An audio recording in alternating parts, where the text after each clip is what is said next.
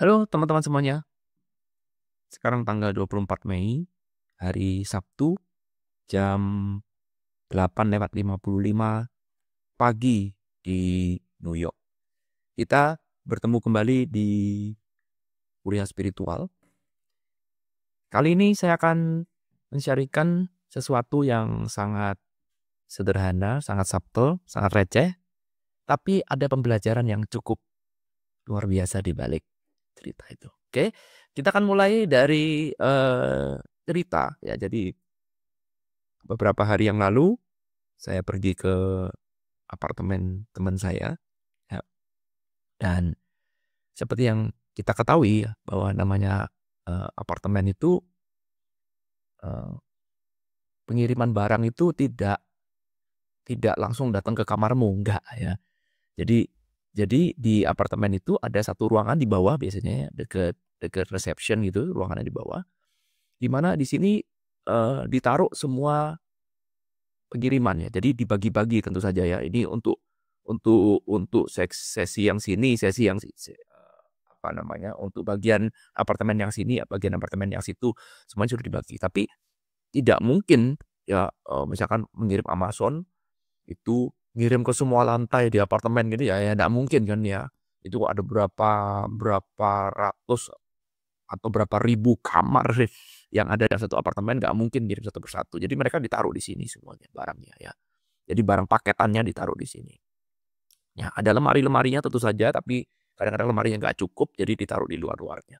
Nah, suatu saat teman saya yang punya apartemen ini, ya sebut saja namanya adalah si A, ya, dia kemudian eh, mendapatkan paket. Ya, dia pesan barang dari Amazon, ya, dapat notification di handphonenya, ya ini HP-nya dia, oke, dapat notification di handphonenya dia bahwa barangnya sudah sampai. Jadi si A cerita sama saya, ya ini kemarin ada kejadian nih. Lalu kemudian oke, notification ini sudah kurang lebih 3 jam yang lalu karena dia belum sempat ambil, ya ini sudah 3 jam yang lalu, maka dia sekarang turun dari kamarnya dia di lantai 17, dia turun ke lantai dasar dekat resepsionis untuk ambil barang, ambil paketannya dia. Lalu kemudian dia turun ke bawah, dia cari, nggak ketemu, dia cari-cari barangnya. Mana barang saya? Biasanya ada di sini, nggak ketemu. Waktu itu rupanya apa, di apartemen ini yang lagi order Amazon itu banyak banget. Sehingga barangnya tuh berantakan, dia harus cari satu persatu. Ya, 10 menit berlalu nggak ketemu. Wah, mungkin ada di sebelahnya karena berantakan waktu itu. Banyak kardus-kardus tuh berantakan. Kemudian dia cari lagi. Dia cari lagi, 30 menit berlalu dia. Wah, nggak ketemu. Dia buka lagi notification-nya. Iya, udah dikirim. Barangnya sudah ada di sini. Ya, lalu kemudian dia cari lagi sampai akhirnya kurang lebih 40 menit, 45 menit akhirnya ketemu barangnya. Oh, ternyata dipindah-pindahin orang, akhirnya barangnya ketemu. Ceritanya simple, segitu aja. Tapi pertanyaannya adalah saya tanya pada si A, apa yang membuat kamu terus mencari? Ya, apa yang membuat kamu terus mencari? Kenapa kamu udah putus asa? Ya udahlah, udah mungkin memang bukan jodoh saya gitu. Ya kenapa kamu kok terus mencari? Karena jawabannya sederhana, karena saya sudah dapat notification. Jadi dia cari. Apakah kamu tidak merasa bahwa akan putus asa atau akan menyerah aja? Enggak. Tiap kali saya mau menyerah, saya lihat notification, sudah ada. Sudah ada. Dan saya yakin sekali bahwa Amazon itu sistemnya sangat luar biasa. Gak mungkin salah. Saya ini sudah pelanggannya Amazon udah dari dulu. Udah dari dulu, dulu ya. Jadi tiap kali ngirim barang ke sini, gak mungkin salah, gak mungkin hilang. Jadi apartemen saya ini sangat profesional. Saya yakin Amazon juga tahu ada sistemnya, sudah dikode pakai barcode dan segala macam. Saya yakin pasti barang saya ada. Karena keyakinan saya inilah, maka saya cari lagi dan cari lagi. Search again, cari lagi. Ingat. Sampai akhirnya saya menemukan. Ini prosedur. Lalu kemudian saya terbayang sama proses manifestasi. Wah, tiba-tiba entah kenapa kepala saya langsung menghubungkan ini dengan proses manifestasi. Seperti yang sudah kita ketahui bahwa kalau kita bercerita tentang manifestasi, ini adalah sebuah cerita yang nggak ada habisnya. Betul ya, setiap hari kita belajar teknik terbaru, metode terbaru agar manifestasi kita jadi jauh lebih efisien. Tapi di video kali ini saya akan sharingkan belajar dari pengalaman ini. Apa bahan baku yang paling dibutuhkan, paling krusial dalam sebuah manifestasi? Apa itu? Yes, keyakinan. Seperti cerita dalam teman saya tadi, ya, ceritanya adalah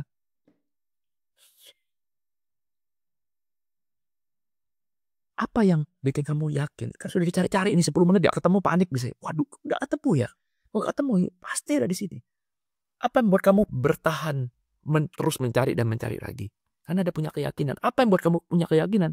Karena saya sudah menerima notification.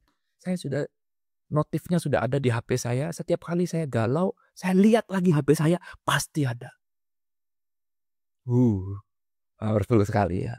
Jadi apakah orang yang sudah yakin masih bisa menyerah? Bisa. Jawabannya bisa. Tetapi apa yang bikin dia tidak menyerah? Setiap kali dia galau, bingung, tidak yakin, dia lihat HP-nya lagi. Perhatikan kalimatnya. Dia lihat HP-nya lagi. Berarti perlu repetisi, betul? Repetisi ini diperlukan. Diperlukan. Ya, repetisi diperlukan. Nggak bisa. Biarpun orang sudah yakin sekalipun, tetap perlu repetisi lagi. Diyakinkan lagi, diyakinkan lagi. Nah, sehingga kalau kamu punya keyakinan yang seperti ini, maka apa yang terjadi? Sekarang kamu akan terus mencari. Pertanyaan saya sederhana dalam proses manifestasi ini adalah seberapa yakin kamu bahwa impian kamu itu bisa tercapai?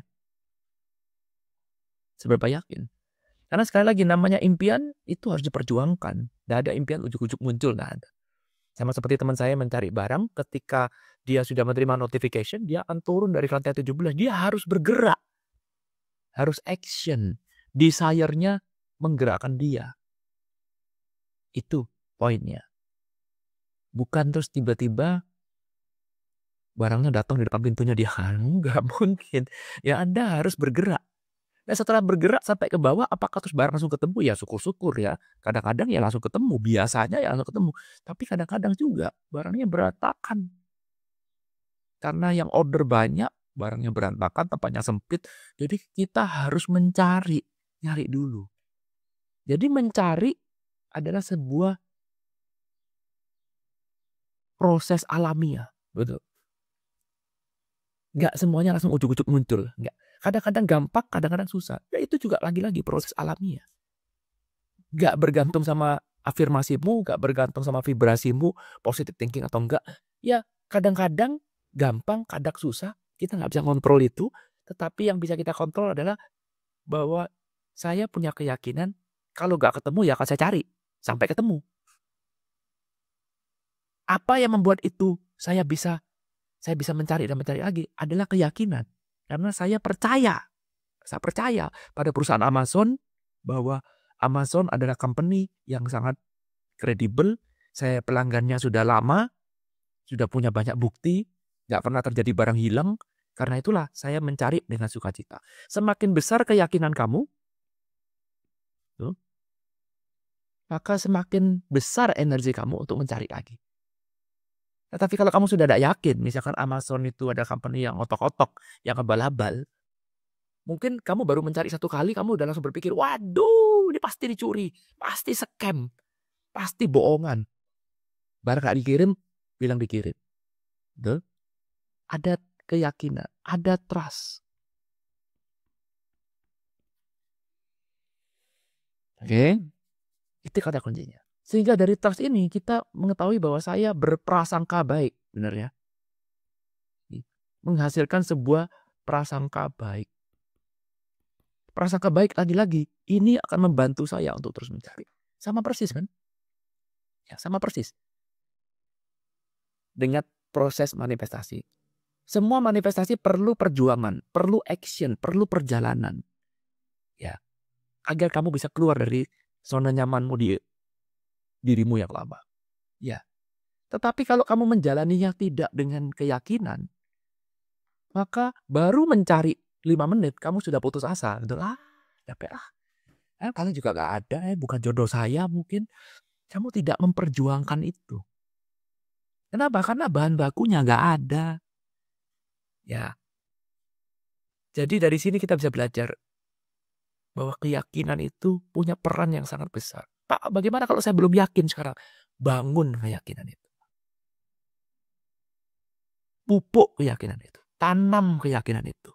Pelihara keyakinan itu sampai akarnya kuat. Barulah kamu melakukan manifestasi. Karena kalau kamu tidak yakin, bagaimana bisa melakukan manifestasi? Ya, betul ya. Nah sekarang, apa Pak biasanya yang mengganggu keyakinan kita? Yang paling menentang keyakinan kita adalah apa? Adalah pikiran, betul sekali. Ya.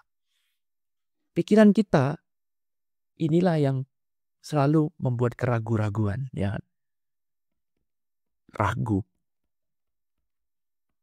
Khawatir. Ini. Tapi jangan khawatir juga, jangan bingung juga. Tenang aja, pikiran ini gak usah dimusuhi. Pikiran ini adalah program. Berita baiknya. Pikirannya adalah program.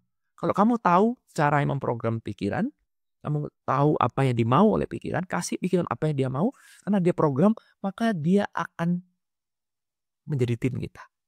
Jadi seninya adalah bagaimana melibatkan pikiran kita dalam proses manifestasi kita. Sehingga kalau pikiran kita terlibat, maka proses untuk menuju dalam keyakinan ini akan tercapai dengan mudah.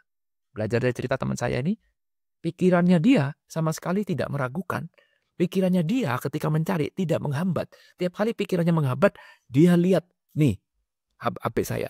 Lihat nih notifikasinya. Oh iya ya bener. Ayo kita cari lagi. Ayo kita cari. Malah pikirannya menjadikan tim. Ya, pikirannya menjadi tim agar mencapai satu tujuan. Oke. Nah, sekali lagi bagaimana pikiran itu bisa kita ajak kerjasama. Sekali lagi, pikiran adalah program. Belajar polanya. Namanya program pasti ada polanya. Betul ya? Oke, karena itu kalau misalnya teman-teman mau belajar tentang polanya, nah nih, tentu saja kita nggak bisa belajar di satu kelas aja. Saya punya video, 7 video teman-teman. Ini bekerja sama dengan Serenova. Ya, linknya nanti saya kasih di kolom deskripsi. Ini saya menerangkan di sini bagaimana polanya. Pola dari pikiran, ya, dengan menggunakan satu pola, pikiran kita bisa diajak sebagai tim bekerja sama. Dengan memprogram ulang semuanya. Yang tadinya pikiran menolak, sekarang ayo kita kasih kerjasama. Kita kerjasama yuk. Bagaimana membuat pikiran jadi pro dengan kita. Agar, balik lagi, tujuan cuma satu. Agar manifestasi kita itu bisa berjalan. Ya, jadi kurang lebih konsepnya akan sama seperti ini. Ya, dengan cerita yang baru saja kita pelajarin. Bahwa ada perjuangan untuk mencari, tetap aja barang dicari. Kadang-kadang nggak ketemu. Ada perjuangan, oke, cari lagi. Agar membuat kamu bisa mencari lagi. Kamu harus punya keyakinan. Agar bisa punya keyakinan, ajak pikiran kamu. Jadi kalau pikiran kamu sudah mau diajak kerjasama, maka proses menuju keyakinan ini akan jadi jauh lebih mudah. Begitu keyakinan kamu ini sudah tumbuh, akarnya sudah cukup kuat, barulah kita menentukan manifestasi, karena nanti barang yang mau kita mau manifestasikan itu harus kita cari. Maka semakin kuat keyakinan kamu, maka perjuangan kamu atau daya juang kamu, energi untuk mencari itu akan jadi jauh lebih besar. Nah, disinilah program ini berperan bagaimana mengajak mind agar bisa mencapai titik ini. Ada latihan-latihannya, ada rumus-rumusnya di sini, ada pola-polanya bisa kamu lakukan, dan ini bisa dipraktekkan oleh semua orang. Ya, ini ada videonya, ada berapa? Ada 7 video. Ya, teman-teman bisa lihat semua di sini dibahas dengan sangat lengkap, plus juga ada latihan-latihannya bagaimana caranya membuat pikiran kita jadi bisa diajak kerjasama. Lagi-lagi ini adalah proses ya. Jadi pelajari ini dulu sebelum kamu melakukan manifestasi. Semoga bisa bermanfaat. Sekali lagi kalau teman-teman berminat ini pakai rupiah ya, ini di ini websitenya di MYR ya. MYR di .id pakai rupiah. Anda bisa melakukan pembelian segala macam dan saya yakin harganya sangat-sangat terjangkau. Video bisa dilihat kapanpun, teman-teman butuh lihat bisa dilihat berulang kali dan sekali beli video ini jadi punya teman-teman selamanya. Thank you udah nonton video ini, semoga bisa bermanfaat. Semua link ada di kolom deskripsi. Kalau teman-teman punya pertanyaan, punya ide yang berbeda, sharingkan di kolom komentar. Sampai ketemu di kuliah spiritual selanjutnya. Thank you. I love you all. Bye.